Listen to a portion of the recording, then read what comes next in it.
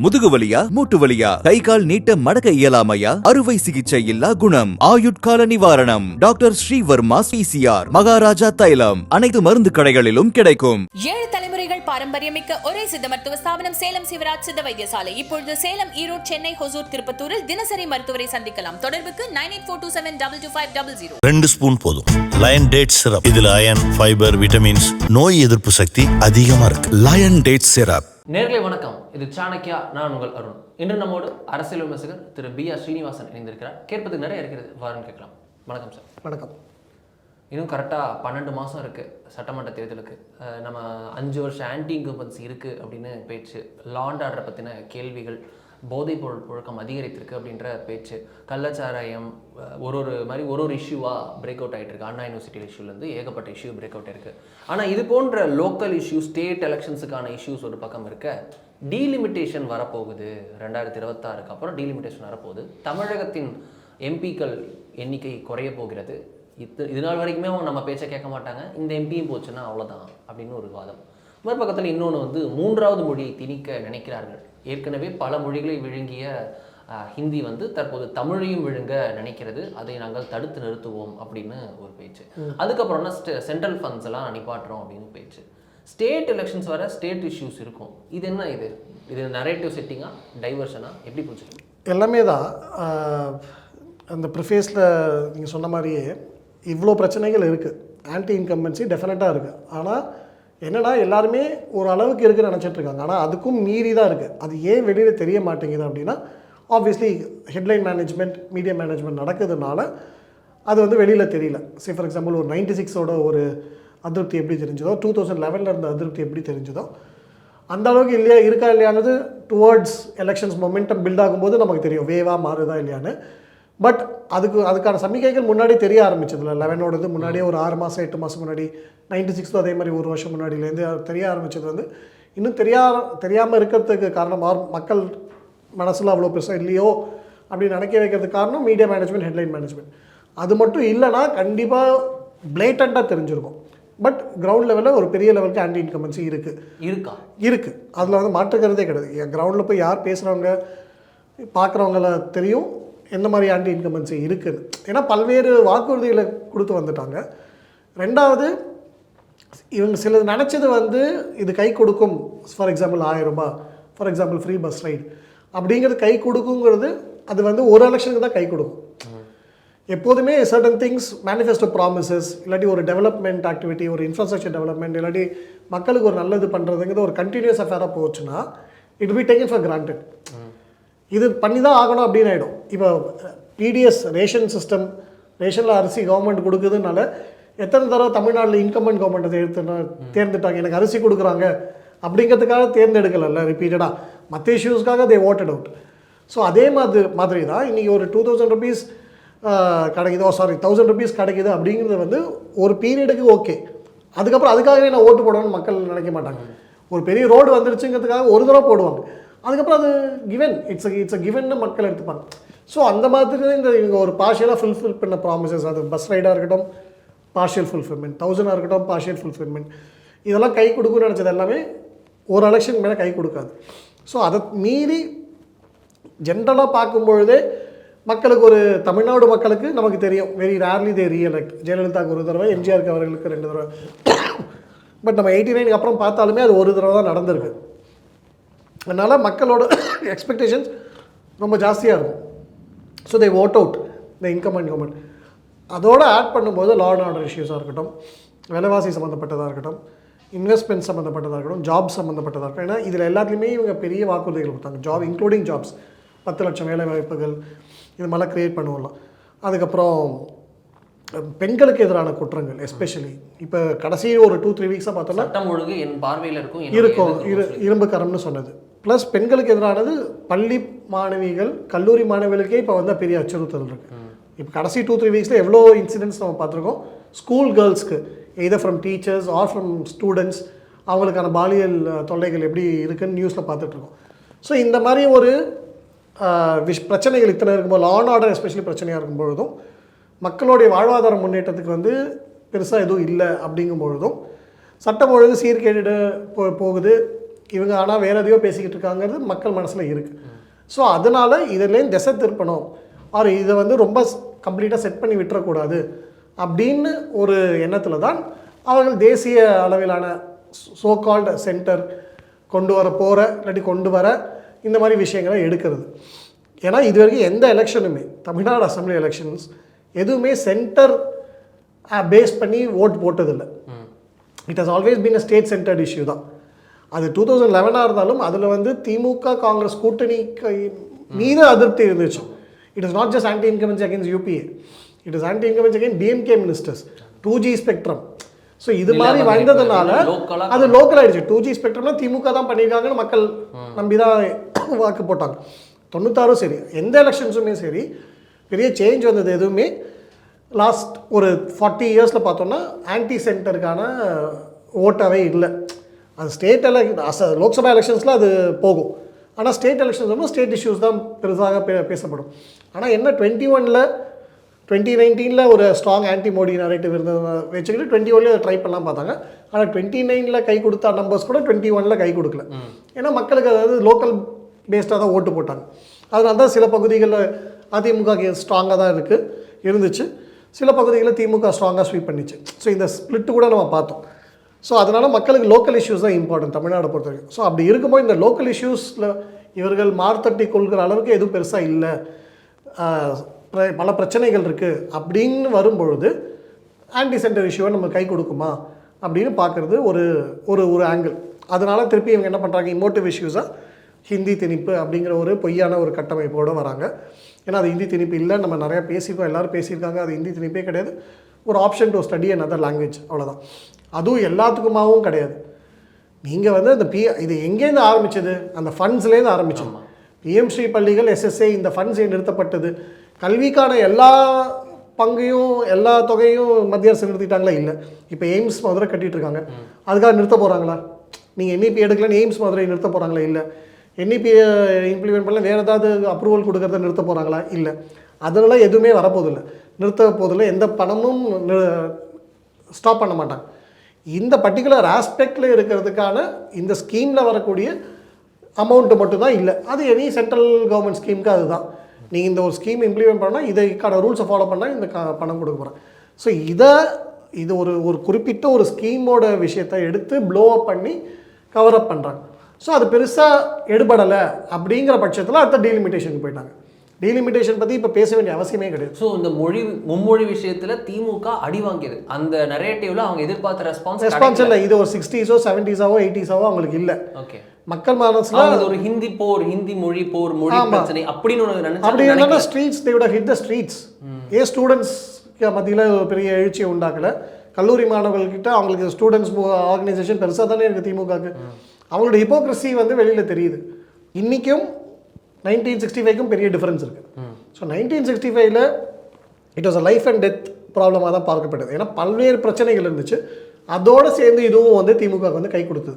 விலைவாசி உயராக இருக்கணும், வார் முடிஞ்சு பல விஷயம், காங்கிரஸ் மீது அதீத எதிர்ப்பு, விலைவாசி உயர்வு, அரிசி பற்றாக்குறை, ஏன்னா 2 வாரோட எஃபெக்ட் இருக்குது, இது மாதிரி வேலையின்மை, இது மாதிரி பல விஷயங்கள் வரும்போது இதுவும் பிரச்சனையாக வரும்பொழுது மக்கள் வந்து கொந்தளிச்சாங்க. ஆனால் இன்றைக்கி அந்த மாதிரி எந்த சுச்சுவேஷனும் இல்லை. ஸோ அதனால் ஹிந்தி பெருசாக எடுபடலாம் போது அடுத்தது டீலிமிட்டேஷன். ஸோ ஃபண்ட்ஸை பற்றி எப்போதுமே பேசிக்கிட்டு இருக்காங்க. 3-4 இயர்ஸாக ஃபண்ட்ஸ் வந்து வரலன்னு பேசிக்கிட்டு இருக்காங்க. அதுக்கான எக்ஸ்ப்ளனேஷனும் மத்திய அரசு கொடுத்துட்டு தான் இருக்குது. நிதியமைச்சர் அவர்களும் கிளியராக எக்ஸ்பிளைன் பண்ணியிருக்காங்க எப்படி அதெல்லாம் கொடுக்காமலாம் இருக்க முடியாது, எப்படி கொடுத்துருக்குன்னு. திரு அமித்ஷா அவர்களும் இப்போ கோயம்புத்தூரில் வந்து பேசியிருக்கார். ஸோ அதனால் ஃபண்ட்ஸை பற்றி அவங்க பேச முடியும். ஸோ அதனால் டீலிமிட்டேஷன் இப்போ போகிறாங்க. டீலிமிட்டேஷன் பற்றி பேச வேண்டிய அவசியமே இப்போ இல்லை. ஏன்னா மத்திய அரசு இப்போ கொண்டு வர மாதிரி டைம்லைன் எதுவுமே கொடுக்கல, சென்சஸுமே எடுக்கல. ஸோ சென்சஸ் எடுத்து இன்னும் கிட்டத்தட்ட 4 இயர்ஸ்க்கு அப்புறம் வர சென்சஸை கணக்கு பண்ணி டீலிமிட்டேஷன் வரும். ஸோ அதுக்கான 3-4 இயர்ஸ். ஆமாம், அப்படி இம்ப்ளிமெண்ட் 29க்கு முன்னாடி இம்ப்ளிமெண்ட் பண்ணாலுமே இன்னும் 4 இயர்ஸ் இருக்குது. அப்படி இருந்தாலும் எல்லார்ட்டையும் பேசி எல்லாரையும் ஒரு கான்ஃபிடென்ஸில் எடுத்து தான் பண்ண போகிறாங்க. அது வந்து அஷூரன்ஸே கொடுத்துருக்காங்க. பிரைம் மினிஸ்டரும் பேசியிருக்கார், அமித்ஷா அவர்களும் பேசியிருக்காங்க. சவுத்தை வந்து பனிஷ் பண்ண மாட்டோம், அவங்க வந்து பாப்புலேஷன் கண்ட்ரோலில் ஹெல்ப் பண்ண பொழுது அவங்க எப்படி பனிஷ் பண்ண முடியும் அப்படின்னு பிரைம் மினிஸ்டரே பேசியிருக்காரு. அமித்ஷா அவர்களும் இன்றைக்கி சொல்லிட்டாங்க எதுவும் குறைய போதில்லை, ஏறதான் போது அது ப்ரொபோஷனலாக ஏறும் அப்படின்னு தெளிவாக சொல்லியிருக்காங்க. ஸோ அந்த ப்ரொபோஷன் என்னெல்லாம் பேராமீட்டர்ஸ் பேஸ் பண்ணி ஏறப்போது, மக்கள் தொகை மட்டும்தான் பேராமீட்டரா இல்லாட்டி வேறு ஏதாவது பேராமீட்டர்ஸ்லாமும் இருக்கா அப்படிங்கிற விஷயங்கள்லாம் இருக்குது. ஸோ அதனால் இதை பற்றி பேச வேண்டிய அவசியமே இப்போ இல்லாத போது இதை எடுக்கிறாங்கிறதுக்கு காரணம் இதே தான். இவர்கள் நெக்ஸ்ட் 1 இயரில் இவங்களோட ஸ்ட்ரென்த் ஆஃப் கவர்னன்ஸ் ஒரு ரிப்போர்ட் கார்டில் மக்களை சந்திக்க முடியாது, சந்தித்தால் தோற்றுருவோம். அதனால் ஆன்டி சென்டர் எடுக்கிறாங்க. இதில் இன்னொரு காம்ப்ளிகேஷன் என்ன வந்திருக்கு, அதிமுக, தாவேகா, நாம் தமிழர் முன்னாடி இந்த மாதிரி ஒரு பெரிய ஆப்போசிஷன் குரூப்ஸ் கிடையாது. நீங்கள் ஒரு ஆன்டி சென்டர் ஆகினாலும் காங்கிரஸ் எதிர்த்து தான் ஆன்டி சென்டர் ஆகிடும், அவ்வளோதான், உங்களுக்கு அது மொத்தமாக வந்து விழுந்துடும். இப்போ அப்படி கிடையாது. ஸோ இப்போ வந்து திமுக பேசுகிற அதே நிலைப்பாடு தான் அதிமுக மொழியில் எடுக்குது, அதே தான் தாவேக்காவும் எடுக்குது, அதே தான் நாம் தமிழரும் எடுக்கும். ஸோ அப்போ நீங்கள் என்ன பண்ணுவீங்க? ஸோ உங்களுக்கு வந்து திமுக கொஞ்சம் டிஃப்ரெண்ட்டாக காட்டிக்க வேண்டிய கட்டாயத்தில் இருக்காங்க. ஆமாம், டிஃப்ரெண்ட்டாக மட்டும் இல்லை, அவங்களுக்கு வந்து காம்படிட்டர்ஸும் ஜாஸ்தியாக இருக்காங்க for the same vote bank. இப்போ நீங்கள் முன்னாடி ஆன்டி சென்டர்னு திமுக மட்டும் அதிமுக பிரியறதுக்கு முன்னாடி சொல்கிறேன், திமுக மட்டும் பேசிவிட்டு அதை அறுவடை பண்ணாங்க 60 70. அதிமுக வந்த பிறகு பல்வேறு விஷயங்கள் சில ஸ்டாண்ட்ஸில் ஏடிஎம்கே டிஃப்ரெண்ட்டாக இருந்திருக்கு. பட் ஒரு லார்ஜ்லி ஒரு ஆன்டி சென்டர், ஒரு ஆன்டி நார்த், ஆன்டி எஸ்டாப்ளிஷ்மெண்ட் அந்த மாதிரி ஒரு இமேஜ்னா அது திமுகவுக்கு தான் எப்போதுமே இருந்திருக்கு. அதிமுகவை விட திமுகவுக்கு தான் இருந்திருக்காங்க. ஏன்னா அவங்க ஸ்ட்ராங்காக அந்த பொசிஷன்ஸ் எடுத்திருக்காங்க. அதிமுக எடுத்திருக்கு. அதிமுக சில தயக்கம். ஆமாம், அதிமுக எடுத்திருக்கு. எந்த மாதிரி விஷயங்கள், காவேரி நதி நீர் பிரச்சனையாக இருக்கட்டும், ஈழத்தமிழ் பிரச்சனை, அவங்களும் அது மாதிரி ஸ்ட்ராங்காக எடுத்துருக்காங்க. பட் திமுக வந்து லாங்கர் ரெக்கார்டு இருக்குது, ஒரு இமேஜரியும் அந்த மாதிரி இருக்குது. பட் இப்போ அதே இமேஜரிக்கு காம்படிஷனும் வருது. அதிமுகவும் எல்லாத்துலேயுமே அதே பொசிஷன் எடுக்கிறாங்க. நாம் தமிழர் கட்சியும் தமிழக வெற்றி கழகமும் வரும்பொழுது அவங்களுக்கு இன்னுமே ஒரு புஷ் தேவைப்படுது. இதில் வந்து நம்ம தனியாக காட்டணும், ஒரு இதை மோர் அக்ரெசிவாக எடுக்கணும், ஒரு மோர் ஆன்டி சென்டர், ஒரு மோர் ப்ரோ ஃபெடரல் அட்டானமியை பாதுகாக்கிற கட்சி அப்படிங்கிற இமேஜெலாம் வரும். ஆனால் இது எதுவுமே மக்கள் மதம் எடுபடாது அப்படிங்கிற. ஏன்னா இப்போ டீலிமிட்டேஷன் பேசினா மொழியாவது நீங்கள் ஏதாவது ட்ரை பண்ணாலுமே at least what's in it for மீங்கிற மொழி வரும். ஏன்னா என்னுடைய பையனோ என்னுடைய வீட்டில் இருக்கிறோம் யாரோ படிக்கணும் அப்படிங்கும்போது it's what's in it for me. டீலிமிட்டேஷனில் ஒரு சராசரி மனிதனுக்கு என்ன இருக்குது? What's in it for me அவனுக்கு ஒன்றுமே கிடையாது. 39 பேர் போகிறீங்களா, சரி 49 பேர் போகிறீங்களா, இல்லை 35 பேர் போகிறீங்களா, இல்லை 55 பேர் போகிறீங்களா, it doesn't make a difference. So அது மக்கள் மனதில் எடுபடாது. But they are trying their cards. டீலிமிட்டேஷனும் ஃபெயில் தான் ஆகும்னு நான் சொல்கிறேன். ஸோ அன்லஸ் இவங்க வந்து இவங்களோட ஸ்ட்ராட்டஜியை நரேட்டிவை மாற்றலைன்னா இது மாதிரியே எடுத்துகிட்டு போயின்னா ஜெயிக்கணும்னு தான் 21 அது கை கொடுக்கலன்னு தான். அதான் நான் திருப்பி சொல்கிறேன். 19 கை கொடுத்த அளவுக்கு 21 கை கொடுக்கல. அண்ட் லாஸ்ட் 3 எலெக்ஷன்ஸாக அவங்களுக்கு போட் ஷேர் கம்மியாகிட்டு இருக்கு. ஃப்ரம் 19, 21 கம்மியாக இருக்குது, 21 வரும்போது 24 கம்மியாக இருக்குது. அப்படி கம்மியாகிட்ட போது 26 டெஃபினட்டாக கம்மியாக தான் ஆகும் போகுது, ஆன்டி இன்கம்பன்சி ஜாஸ்தி ஆகும்போது.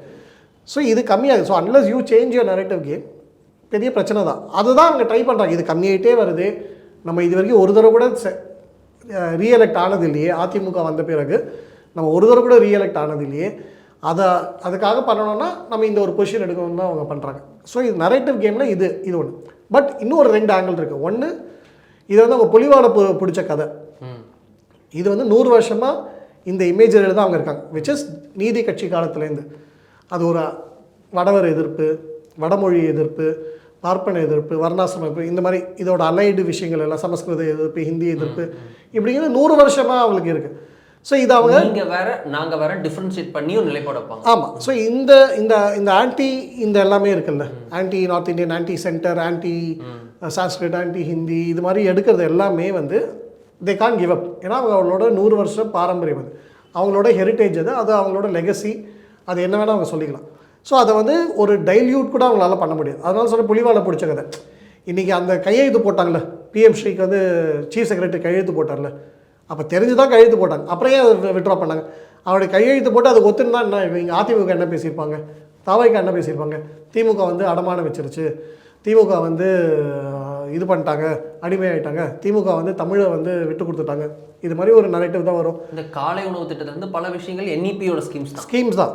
பட் அந்த இதுக்கு சொல்கிறேன், பிஎம் ஸ்ரீக்கு கையெழுத்து போட்டது சொல்கிறேன். ஸோ அது வந்து கையெழுத்து போட்டுட்டு இவங்க திருப்பி பல்ட்டி அடிச்சிட்டாங்க.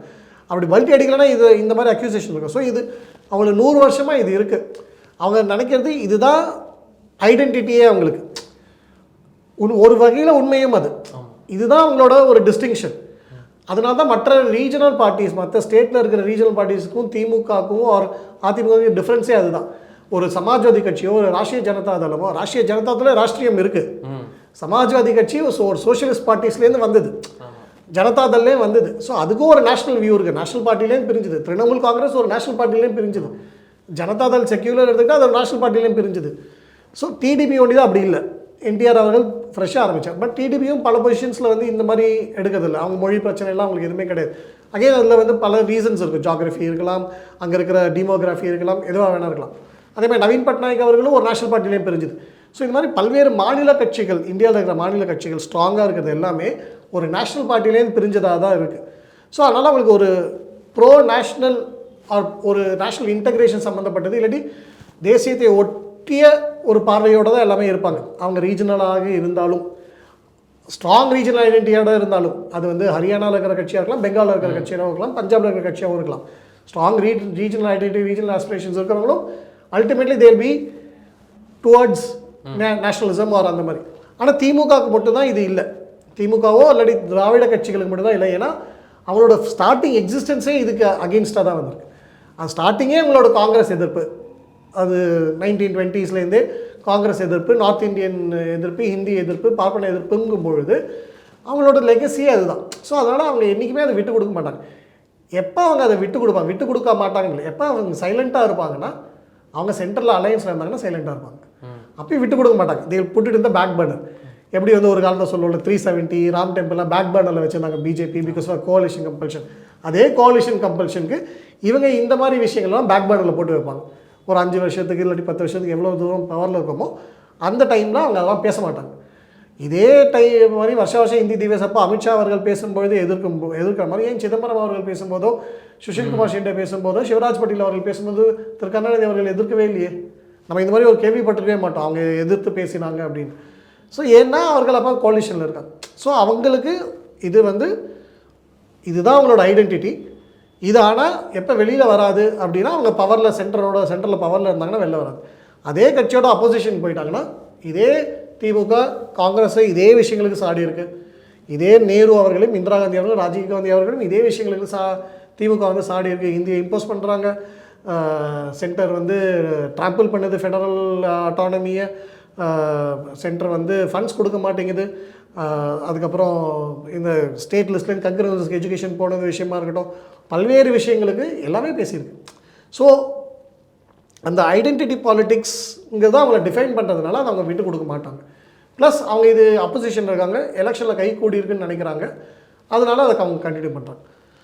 மூணாவது ஆங்கிள் கொஞ்சம் ரேடிக்கல் ஆங்கிளாக என்ன இருக்குன்னா, தமிழ்நாடுல இருக்கிற திமுக, இது நான் அதிமுக சேர்த்துக்க மாட்டேன், திமுக அப்படிங்கிற ஒரு கட்சி வந்து நான் சொன்னேன்ல, மற்ற கட்சிகள் மற்ற மாநிலத்தில் எப்படி தேசியத்தோட இல்லாட்டி ஒரு நேஷ்னல் இன்டெகிரேஷன் இல்லாட்டி ஒரு நேஷ்னலிஸ்டிக் தாட்டோட ஒட்டி போகிறாங்க, இல்லாட்டி மற்ற மாநிலத்தில் இருக்கிறதெல்லாம் அவங்களும் அக்செப்ட் பண்ணிப்பாங்க அப்படிங்கிற ஒரு விஷயத்துக்கு இங்கே பண்ண மாட்டாங்க திமுக. ஃபார் எக்ஸாம்பிள், இப்போ எல்லா மாநில கட்சிகளுமே ரீஜனல் ஐடென்டிட்டிஸும் இருக்கிற கட்சிகளுமே மும்மொழி கொள்கையை ஒத்துக்கிறாங்க. கேரளாவில் அதுக்கு பெருசாக எதிர்ப்பு இல்லை, கர்நாடகாவில் எதிர்ப்பு இல்லை. கன்னடா இப்போ கம்பல்சரியாக இருக்கிறதுக்கு ஹிந்தி படித்தா தப்பு இல்லை, இல்லாட்டி வேறு மொழி படித்தா தப்பு இல்லைன்னு தான் அவங்களோட ஸ்டாண்டு. தெலுங்கு கம்பல்சரியாக படித்த வரைக்கும் தெலுங்கானாலையோ ஆந்திராலையோ 3வது மொழி எது வேணால் படிச்சுக்கிறதுல பிரச்சனை இல்லை. மலையாளம் கம்பல்சரியாக படித்தா மற்ற மொழி பிரச்சனை இல்லை. அதே மாதிரி தான் மராட்டி, குஜராத்தி எல்லா இடத்துலையுமே. ஸோ அந்த மாதிரி அந்த மாநிலங்களில் இருக்கிற கட்சிகளுக்கு பிரச்சனை இருக்காது. அந்த மாநிலத்தில் ஆர்எஸ்எஸ் பேரணிக்கு பிரச்சனை இருக்காது. அந்த மாநிலத்தில் இடபிள்யூஎஸ்க்கு பிரச்சனை இருக்காது. அந்த மாநிலத்தில் வேறு ஏதாவது ஒரு மற்ற மாநிலத்தில் நடக்கிறதே அந்த மாநிலம் நடந்தால் பிரச்சனை இருக்காது. ஆனால் தமிழ்நாட்டில் மட்டும் இதுக்கெல்லாம் பிரச்சனை இருக்கும். ஏன்னா அங்கே கொடுக்கறதெல்லாம் இங்கே கொடுக்கக்கூடாது. அப்புறம் அந்த தேசியத்தோட ஒரு நேஷனல் இன்டெகிரேஷன் வந்துருமோ அப்படிங்கிற ஒரு கவலை. Because they want to maintain that identity. நான் முன்னாடி சொன்ன அந்த ஐடென்டிட்டி இருக்குல்ல, எப்போதுமே சொல்லுவாங்களே இங்கே தமிழ்நாடு தனி தான், தமிழ்நாடு தனி தான், தமிழ்நாடு தனி தான், தமிழ்நாடுக்கு ஒரு தனித்துவம் இருக்குது, தனித்தன்மை இருக்குது. அப்படிங்கிறது எந்த விதத்தில் தனித்தன்மை இருக்குது, அப்படி இருந்துச்சுன்னா அதை மெயின்டைன் பண்ணணுங்கிற கம்பல்ஷன் அவங்களுக்கு இருக்கும். ஸோ அதனால தான் நீங்கள் திராவிட கழகத்தில் இருக்கிற லீடர்ஸோ திமுக இருக்கிறவங்களோ இதை ரிப்பீட் பண்ணுவாங்க. ஸோ அதனால தான் அவங்க வந்து மற்ற மாநிலங்களில் ரெஸ்ட் ஆஃப் த கண்ட்ரியில் what is accepted will not be allowed to be accepted in Tamil Nadu. அப்படி ஆயிடுச்சுன்னா then we will also get more இன்டெகிரேட்டட்ல. அந்த இன்டெகிரேஷன் நடக்கக்கூடாது அப்படிங்கிறது ஒரு ஐடியாலஜிக்கல் லெவலில் அந்த ஐடியாலஜிஸ் பேசுறதை பார்த்தாலே தெரிஞ்சிடும். இந்த இன்டெகிரேஷன் நடக்கக்கூடாது, எதெல்லாம் பண்ணால் இன்டெகிரேஷன் வந்துருமோ அதெல்லாம் தடுக்கணும். 3வது மொழியாக ஏதாவது படித்தா இன்டெகிரேஷன் வந்துருமோ, பண்ணாத. ஆர்எஸ்எஸ்க்கு மற்ற இடத்துலலாம் பேரணிக்கு அனுமதி கொடுக்குறாங்களா, இங்கேயும் இத்தனை வருஷமாக கொடுத்தாங்க, பிரச்சனை இல்லை, ஆனாலும் கொடுக்காத, வருஷம் பிரச்சனை பண்ணு. வேறு ஏதாவது ஒரு மற்ற மாநிலத்தில் நடக்குது இங்கே பண்ணணுமா, no, then we will get integrated. So அந்த இவங்களுடைய அந்த திராவிட நாடு இல்லாட்டி திராவிட சித்தாந்தமே அந்த ஒரு பிரிவினை, தனித்துவம், தனித்தன்மைங்கிற ஒரு இதில் தான் பான் ஆச்சுல. ஸோ அதை அப்படியே மெயின்டைன் பண்ணணும்னா நீங்கள் இது மாதிரி தான் இன்டகிரேஷனுக்கு எந்த ஆப்பர்ச்சுனிட்டி வந்தாலும் விடக்கூடாது. ஸோ இது வந்து ஒரு முக்கியமான விஷயம். அந்த நீங்கள் இது மாதிரி ஒரு 3 எக்ஸாம்பிள் தான் கொடுக்குறீங்க. இது மாதிரி பல எக்ஸாம்பிள்ஸ் நீங்கள் யோசிச்சு பார்த்தா கிடைக்கும். எதுலலாம் ஒரு ஆப்பர்ச்சுனிட்டி இருக்கோ ஒரு இன்டகிரேஷனுக்கு அந்த இடத்துல விட மாட்டாங்க. விட்டாங்கன்னா தென் இன்டகிரேட் ஆகிடுச்சுன்னா இவங்களோட ஐடென்டிட்டி தனித்துவம்னு பேசுறது வந்து இல்லாமல் போயிடும். இதில் தான் நமக்கு ஒரு கேள்வி வருது. என்ன அப்படின்னா, திமுக தன்னுடைய நரேட்டிவ் கேமுக்கு இப்படி செய்வது புரிஞ்சுக்க முடியுது. அதிமுகவோ தாவேக்காவோ ஏன் டு சம் எக்ஸ்டென்ட் சீமான் அவர்களே இதை வந்து செய்கிறத பார்க்குறோம். ஏன் அவங்க ஒரு ட்ராப்பில் விழுகிறாங்களோ திமுக? அதான் திமுக ட்ராப்புங்கிறத விட அதிமுக அதே சித்தாந்தத்துலேருந்து தான் வந்திருக்கு. இப்போ தமிழ் தேசியம் பேசக்கூடிய கட்சிகளை கூட சில இதிலெல்லாம் மாற்றுக்கிறது கிடையாது. அதே சித்தாந்தம், அதே முன்னோடிகள் தான் இருக்காங்க. இப்போ தாவேக்காக்கு திருப்பி யார் பெரியார் தான் இருக்கார். ஸோ நம்பர் 1 அவர் தான் இருக்கார். ஸோ அந்த மாதிரி வரும்பொழுது அவங்க எப்படி அதை வந்து ஏற்றுக்காமல் இருப்பாங்க? தே திங்க் இப்படிலாம் பேசினா தான் தமிழ்நாட்டில் அரசியல் எடுபடும் அப்படிங்கிற ஒரு தவறான பார்வையை வச்சுருக்காங்க. இல்லை டைல்யூட் பண்ணிட்டோன்னா நம்மளுக்கு இடம் இல்லாமல் போயிடுமோ அப்படின்னு. யாருமே அதிமுக வந்து ராமர் கோவிலுக்கு சப்போர்ட் பண்ணணும்னு நினச்சிருக்க மாட்டாங்க 80s. அது சப்போர்ட் பண்ணதுனால தோத்தாங்கன்னா, நான் சப்போர்ட் பண்ணதுக்கப்புறம் தான் அதிமுக ஜெயிச்சிச்சு, ஸ்வீப் பண்ணிட்டு வந்தாங்க. ஸோ அந்த மாதிரி ஒரு டிஃப்ரெண்ட்டாக யூனிக்காக திங்க் பண்ணணும், இல்லாட்டி அதை ஒரு எக்ஸ்பெரிமெண்ட் பண்ணி பார்ப்போங்கிற தைரியம் இப்போ யாருக்கும் இல்லை. எல்லாருமே போகிறாங்க ஒரு அந்த ஹர்ட் மென்டாலிட்டி தான். இது பண்ணாதான் தமிழ்நாட்டில் வந்து வேலைக்கு ஆகும் போல், ஆனால் நம்மளும் பண்ணுவோம் அப்படிங்கிறது தான். இல்லை அதை தவிர எலக்டோரல் சக்ஸஸ் அப்படிங்கிறது டெஸ்ட் பண்ணல யாருமே. இப்போ இந்த மாதிரி ஒரு மும்மொழியை ஃபஸ்ட் டைம் பாஜக இவ்வளோ அக்ரெசிவாக எடுக்கிறாங்க. ஏன்னா NEP வந்தப்பறம் இப்போ தான் முடியுது. இதுக்கு முன்னாடி பாஜகவும் அது அக்ரெசிவாக எடுக்கல. ஹிந்தி இம்போசிஷன் கேள்வி வருது. என்னோட ஃபைனல் கொஸ்டினுமே இதுதான். முதல் முறையாக பாஜக வந்து ரொம்ப இறங்கி அடித்து, அதாவது பாஜக அண்ட் அலைடு சைடு அவங்க வந்து ஒட்டுமொத்தமாக இறங்கி அடித்து ஒரு கவுண்டர் நரேட்டிவ் வச்சு தெளிவூட்டுறாங்களோ?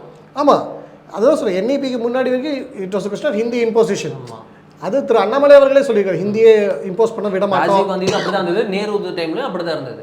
அண்ணாமலை அவர்களே பேசியிருக்காரு, ஹிந்தி இம்போஸ் பண்ண விட மாட்டோம், எதுவாக இருந்தாலும் நாங்கள் தடுப்போம் அப்படின்னு அண்ணாமலை அவர்கள் பேசியிருக்காங்க. ஸோ அதனால் ஹிந்தி இம்போசிஷன் தான் பேசப்பட்டது முன்னாடி, மும்மொழிங்கிறது பேசப்படலை.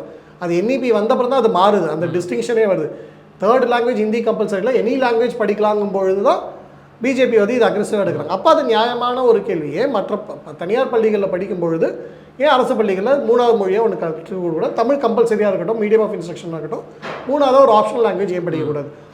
இதில் வந்து ஒரு நியாயம் இருக்குது, இதையே விட்டு கொடுக்கணும். ஸோ அப்போ இதில் ஒரு நியாயம் இருக்கும்போது அக்ரெசிவாக அவங்க எடுக்கிறாங்க. இதுலேயும் ஒரு ஸ்பேஸ் இருக்குது கண்டிப்பாக. இதை வந்து 56 லட்சம் மாணவர்கள் படிக்கிறாங்கன்னா அப்போ அதில் வந்து அவ்வளோ ஃபேமிலி மெம்பர்ஸும் இருப்பாங்க. 56 லட்சம் மாணவர்கள் இன்டூ மல்டிப்ளை பண்ணணும். தெரிய வருது. ஒருத்தர் அண்ணாமலை ரிலீஸ் பண்ணுற லிஸ்ட், இவங்க அவங்க ஸ்கூல் நடத்துறாங்க, அந்த ஸ்கூலில் பண்ணுறாங்க, இவங்க பையன் அங்கே படிக்கிறாங்க. அது மட்டும் இல்லை, 56 லட்சம் மாணவர்கள் படிக்கிறாங்கன்னா அப்போ அவங்களோட பெற்றோர்கள் உறவினர்கள் இருக்காங்க, ஏற்றுக்கிட்டு இருக்காங்க. அப்போ அது 1 கோடிக்கு மேலே இருப்பாங்க. அப்போ 1 கோடிக்கு மேலே சப்போர்ட் வந்து இதுக்கு இருக்குது. யாரும் பிரச்சனையோட போய் அவங்க வந்து சேர்க்கலையே, அக்செப்ட் பண்ணுறாங்க. அவங்க அதுக்காக தெருவில் வந்து போராடுவாங்களான்னு கிடையாது, பட் மும்மொழியை அக்செப்ட் பண்ணுறாங்க. ஸோ 1 கோடி மக்களுக்கு மேலே வாக்காளர்களே, நான் சொல்கிறது மாணவர்களும் வாக்காளர்கள் இருப்பாங்க. மினிமம் பேரண்ட்ஸ் 2 பேரும் வச்சுக்கிட்டாலே வாக்காளர்கள் இருக்காங்க. அதை தவிர சொந்தக்காரங்க இருப்பாங்க. ஸோ ஈஸிலி 1.5 crores வந்து அடல்ட் ஓட்டிங் பாப்புலேஷன் இதுக்கு வந்து they don't have a problem with it. They may not say yes strongly or they may not say no, but they don't have a problem with it. So அந்த களம் இன்றைக்கி மாறி இருக்குல்ல. So இது வந்து தெரியல, முன்னாடி வரைக்கும் எத்தனை பேர் படித்தாங்க, இல்லாட்டி முன்னாடி வரைக்கும் இதுக்கு வந்து சப்போர்ட் இருக்குமா இல்லையான்னு தெரியல. இன்றைக்கி ப்ரைவேட் ஸ்கூல்ஸில் இத்தனை பேர் படிக்கும்பொழுது, 3வது மொழி இத்தனை பேர் படிக்கும்போது, இத்தனை குடும்பங்கள் இருக்கும்பொழுது, ஓகே இதுக்கு ஒரு பேஸ் இருக்குது, இதுக்கு ஒரு சப்போர்ட் பேஸ் இருக்குது அப்படிங்கும்பொழுது கண்டிப்பாக அதை வந்து பிஜேபி வந்து அக்ரெசிவாக எடுத்துகிட்டு போகிறது தான் நியாயமாக இருக்கும். ஏன்னா அவங்க ஒரு நியாயத்தை பார்க்குறாங்க, அதை எடுத்துகிட்டு போகணும். மற்றவர்கள் இதை சிந்திக்கலை. மற்றவர்கள் திருப்பி அதே ஒரே ஒரு செக்ஷனுக்கு பார்ட்டிஷன் பண்ணிக்கிறாங்க. டிஎம்கேவும் அதுதான் சொல்லணும், டிவிகேவும் அதான் சொல்லணும், என்டிகேவும் அதை சொல்லணும், ஏடிஎம்கே அதை சொல்லணும். அதே செக்மெண்ட் தானே ஓட்ஸ் இது பிரதிபலிக்கீங்களா? ஃபைனல் கொஸ்டினாக கேட்குறேன். ஓட்ஸ் இது பிரதிபலிக்கணும்னு நினைக்கிறீங்களா? இது வந்து ஒரு டென்டேட்டிவாக பிஜேபி தனித்து தெரியுது அப்படின்றப்போ இது திமுக வேணாம்னா பாஜக தான் அப்படின்னு ஒரு நரேட்டிவ் செட் பண்ண உதவுதோ? இது வந்து அந்த நரேட்டிவ்க்கு இது வந்து டிஎம்கே வர்சஸ் பிஜேபி அப்படின்னு போகிறதுல இது உதவுது. மற்றவங்களாம் அடிபட்டு போயிடுறாங்க, அவங்களுக்கு அந்த வெளிச்சம் இல்லை. ஆமாம், திமுகவுக்கும் உதவுது, பாஜகவுக்கும் உதவுது. ஸோ இதில் வந்து யாருக்கு ப்ராஃபிட் லாஸ் அப்படிங்கிறது ரிசல்ட்ஸில் தான் தெரியும். பட் இப்படி ஒரு நரேட்டிவ் வரும்போது பிஜேபி வந்து அந்த பொசிஷனுக்கு வந்துடுது. எதிர்க்கிற பொசிஷனோ ஆதரவு பொசிஷனோ அது எந்த சைடில் இருக்கோ பார்த்து. ஸோ டிஎம்கே வர்சஸ் பிஜேபின்னு தான் போகும்பொழுது மற்றவர்கள் அடி வாங்குறாங்க. ஸோ அதனால் இவர்கள் 2 பேர் மேலே தான் வெளிச்சமே இருக்குது. நம்மளுக்கே தெரியும் கடந்த ஒரு மாதமாக வெளிச்சம் இந்த 2 கட்சி மேலே தான் இருக்குது. Plus what helps is DMK is ruling year, BJP is ruling இந்த சென்டர். அதனாலேயும் இந்த மோதல் இருக்குது. ஸோ அதனால தான் தாவேக்காவோ இல்லாட்டி அதிமுகவோ எதிர்ப்பு தெரிவித்தாலும் அவங்க வந்து பனைமரத்தில் ஒரு குத்து தென்னைமரத்தில் ஒரு குத்த வேண்டிய கட்டாயம். ஏன்னா இவங்க 2 பேர் தான் ரூலிங்லேயும் இருக்காங்க. ஸோ வெளிச்சம் இவங்ககிட்ட தான். பட் இது எந்த எலெக்ஷனும் ஒன் இஷ்யூ எலெக்ஷனாக இருக்காது. 67மே அப்படி இல்லை. ஸோ அப்படி இருக்கும்பொழுது 67 பியூர்லி மொழியினால் ஒன்றும் வரல, பல விஷயங்கள் இருந்துச்சு நம்ம சொன்ன மாதிரி. ஸோ 2026 ஒன் இஷ்யூ எலெக்ஷனாக இருக்குது. ஆனால் இந்த இஷ்யூ இதை பற்றி பேசினா நெகட்டிவ் ஓட்டு வரும், இல்லாட்டி நெகட்டிவிட்டி இருக்கும். தமிழ்நாட்டில் சொல்லிட்டு இருந்தாங்களே 3வது மொழிக்கு வந்து சப்போர்ட் பண்ணால் நெகட்டிவிட்டி, அது வந்து சரியான அரசியல் இது கிடையாது, கொள்கை கிடையாதுன்னு சொன்னது மாறி இருக்கு இன்றைக்கி. அது நெகட்டிவாக போகாது. ஏன்னா நம்பர்ஸ் நமக்கு தெரியுது, இத்தனை பேர் இருக்காங்க, படிக்கிறாங்க, இதுக்கு வரவேற்பு இருக்குன்னு ஒரு களத்தில் இருக்கிறவங்களுக்கு புரியறதுனால அந்த நெகட்டிவ் இப்படி 3வது மொழி சப்போர்ட் பண்ணால் நம்மளுக்கு இப்போ ஓட்டு போட்டாலும் ஓட்டு போட மாட்டாங்கப்பா அப்படின்னு நினச்சிட்டு இருந்தாங்களே, அது இன்றைக்கி இல்லை. ஓட்டு போடுறவங்களும் ஓட்டு போட்டு தான் இருப்பாங்க. புதிய வாக்காளர்களும் உங்களுக்கு ஓட்டு போடலாம், யங்ஸ்டர்ஸ் ஓட்டு போடலாம், அதில் வந்து மாற்றம் இல்லை. ஸோ இந்த சேஞ்ச் இருக்குது. நெகட்டிவ் ஓட் கிடையாது. 3rd லாங்குவேஜ் இஷ்யூவோ இல்லாட்டி மாநிலத்தில் நம்ம தனித்துவமாக ஒரு ஸ்டாண்ட் எடுக்கிறோம் அப்படின்னா அது வந்து ஒரு நெகட்டிவ் ஓட் கிடையாது. Or towards nationalism or towards national இன்டெகிரேஷனாக நம்ம அறியப்பட்டோம்னா அது வந்து நெகட்டிவ் ஓட் இன்றைக்கி கிடையாது. அந்த நிலைமை மாறி இருக்குது. நெகட்டிவ் இல்லாமல் பாசிட்டிவாக ரிசல்ட்ஸ் பார்த்தா தான் தெரியும். பட் நெகட்டிவ் இல்லாமல் வந்திருக்கு. ஒரு எலெக்ஷன் ஒரு இஷ்யூ பேஸ் பண்ணியும் 2026 இருக்காது அப்படிங்கிறது என்ன பார்வை. ஆனால் திமுக அவங்களோட ப்ராக்ரஸ் ரிப்போர்ட் ரொம்ப அட்ராக்டிவாக இல்லை, சக்ஸஸ்ஃபுல்லாக இல்லை அப்படிங்கும்பொழுது அவங்க 26 ஆன்டி சென்டராக தான் வச்சு போவாங்க. இது கண்டினியூ ஆவாங்க. ஆனால் இது கண்டினியூ ஆனால் கை கொடுக்காது அப்படிங்கிறத என்னுடைய பார்வை. ரொம்ப நன்றி சார். எத்தனை நம்மளோட இருந்து ரொம்ப டீட்டெயில்டாக இந்த நரேட்டிவ் கேம் பற்றின விரிவான விளக்கங்களை சொன்னதுக்காக மிக்க நன்றி. நன்றி.